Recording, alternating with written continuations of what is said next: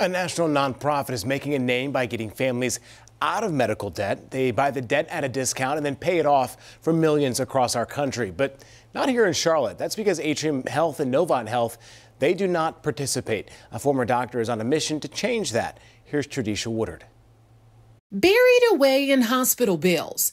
It's a common issue for many families here in Mecklenburg County. $1,000 is a huge stress, again, financially, especially for a family who has a limited income. Data from the Urban Institute shows 18% of families have medical debt and collections, compared to the national average of 13%. It's a burden Christopher Lakin, a former doctor at Atrium Health, is hoping to release. People can get in a room and try to do some good for the community, especially if it's not anything costly. Lakin says to help Charlotte residents, he reached out to RIP Medical Debt, a charity that erased billions of dollars in medical debt across the country. But that idea is coming with pushback from Charlotte's two biggest hospitals, Atrium Health and Novant, who says, no thanks. This seemed like a relatively simple thing they could do to help even more. I don't think we're talking about huge sums of money that Atrium would be giving up.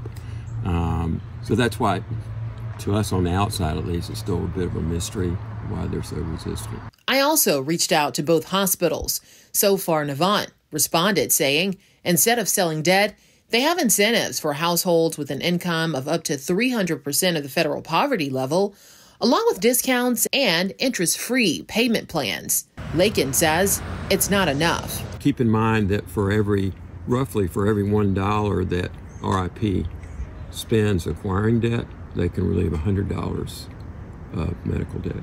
So it's a huge leverage. You know, if I gave them $1,000, that would be $100,000. They're not just going to come back the next year and do it again. They get a nice letter from RIP saying your debt's been forgiven, but they make it clear that it's a one-time thing.